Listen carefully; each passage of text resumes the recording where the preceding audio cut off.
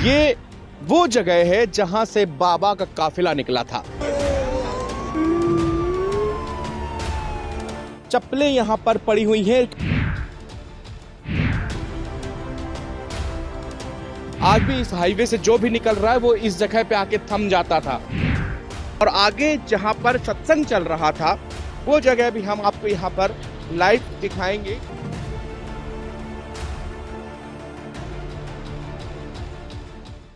इस समय हम लोग मौजूद है हाथरस जिले के अंदर पड़ने वाले सिकंदराराव कस्बे के फुलरई गांव, जहां पर एक दिन पहले सत्संग हो रहा था। भोले बाबा जो प्रवचन करते हैं, सत्संग करते हैं, यहाँ पे एक बहुत बड़ा हादसा हुआ है और वहां पर तकरीबन 130 लोगों की अब तक मौत हो चुकी है। और दरअसल जिस जगह हम लोग मौजूद हैं ये वही घटना स्थल है जहां पर ये हादसा हुआ था और हम आगे आपको दिखाएंगे। ये वो जगह है जहां से बाबा का काफिला निकला था। अब आप देखिए, आपको ये समझ में आएगा कि दरअसल ये हादसा किस तरह हुआ और वहां पर भगदड़ मचने का कारण क्या रहा है। यहाँ पे आप एक देखेंगे कि ये बर्फ की सिल्लियां पड़ी हुई हैं। ये अभी भी आप समझिए कल से लेकर आज तक ये अभी भी बर्फ की सिल्लियां यहाँ पर, जहाँ पर पीने के पानी की व्यवस्था की गई थी।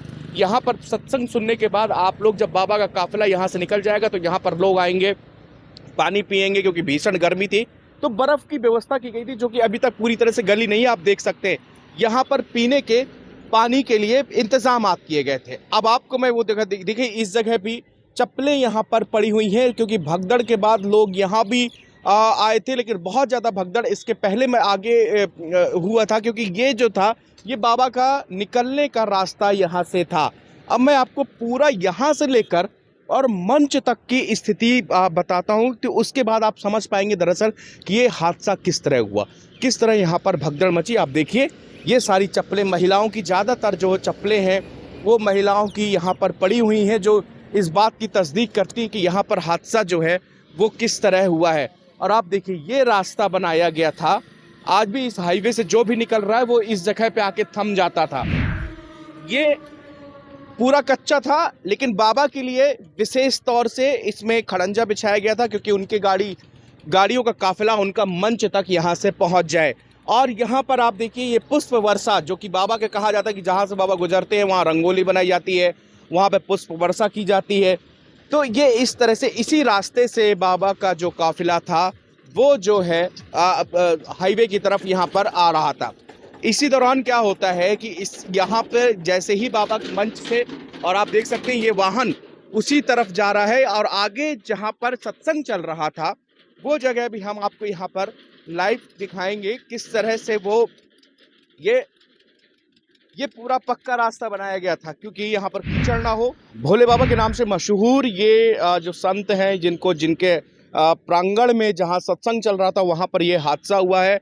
बाबा का काफिला यहाँ से सत्संग खत्म होने के बाद में ये वो जगह दिख रही है आपको सामने, जो हरे और नीले कलर का तंबू अगर आप देख पा रहे हो, वहाँ पर सत्संग खत्म हुआ। बाबा इसी रास्ते से यहाँ पे जहाँ हम लोग मौजूद हैं और इससे बाबा का काफिला जैसे ही आगे की तरफ चाहता है तो भीड़ जो है उनके चरणों की धूल लेने के लिए, अब आप समझिएगा क्योंकि यहाँ तो पूरा बाबा का सिक्योरिटी सिस्टम था, यहाँ तक भीड़ नहीं आ पाई। भीड़ जो है उस रास्ते से पीछे की तरफ से, जहाँ पर ये मेन हादसा हुआ है उस जगह से भीड़ जो है वहाँ से आती है।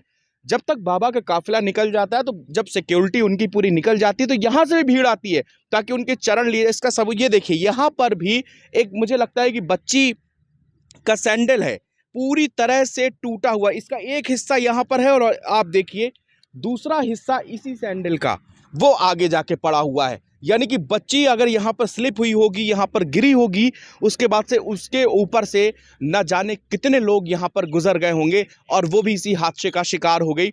ये पूरे इलाके में पड़ी हुई चप्पलें इस बात की आपको तस्दीक दे रही हैं कि यहाँ पर हादसा किस कदर का भयंकर हादसा रहा होगा। और फिर बाबा का काफिला जब यहाँ से गुजरता है तो वो अपनी साइड में जाने लगता है, लेकिन तभी भीड़ जो है उस हाईवे में, चूँकि ये पूरा पंडाल था, ये बीच में एक मकान, अगर ये नहीं इसके बगल में पूरा जो ग्राउंड एरिया है, तो वहाँ से भीड़ निकलती है और एकदम से फिर जो है बाबा के चरणों के धूल लेने के लिए आपाधापी होती है। बहुत से लोगों का ये भी कहना है कि यहाँ पर पानी की व्यवस्था की गई थी, उस पानी की व्यवस्था के कारण भी लोग वहाँ पर पानी पी रहे थे, अचानक भगदड़ मचती है और फिर वहाँ पर भी भीड़ से बहुत सारे लोग दब जाते हैं। तो इसकी कहानी यहाँ से शुरू होती है कि पंडाल से जैसे ही बाबा का काफिला गुजरा, लोग उसके पीछे पीछे भागे। बाबा के जो सिक्योरिटी गार्ड थे उन्होंने लोगों को वहाँ पर हटाने की कोशिश की, उनके साथ धक्की मुक्की हो गई और इसके बाद में फिर जो है जहाँ पर लोग गिरे और उनके ऊपर से लोगों का निकलना कुचलना चालू हो गया और फिर यहीं से इतना बड़ा ये हादसा हो गया कि आज देश और दुनिया में हाथरस, सिकंदराराव और फुलरई गांव जो है वो सोशल मीडिया हो, गूगल हो, हर जगह लोग इस घटना स्थल को देख रहे हैं, समझ रहे हैं कि किस तरह से इतना बड़ा ये हादसा हुआ है। हम लोग नव भारत टाइम्स और सभी लोग आप लोगों से यही अपील करना चाहते हैं कि ऐसी जगहों पर, ऐसे लोगों पर जिसने कि इतने सारी मौतों का जिम्मेदार, इस जिम्मेदार शब्द मैं इसलिए कह रहा हूँ क्योंकि जिस वक्त ये हादसा हुआ बाबा बामुश्किल यहाँ से 1 से 1.5 किलोमीटर की दूरी पर था।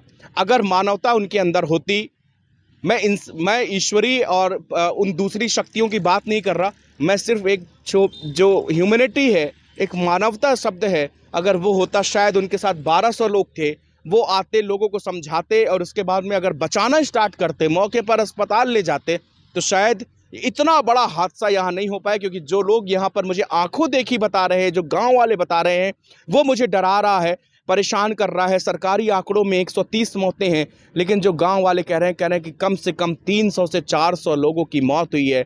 मासूम बच्चों के पूरे शरीर में खाल नहीं थी जिस वक्त उन्होंने लोगों को उठाया है, महिलाओं के कपड़े नहीं थे और लोगों की उनकी सांसें, किसी की नाक, आँख, किसी का चेहरा इतना विभत्स हो चुका था कि आप देख नहीं सकते थे।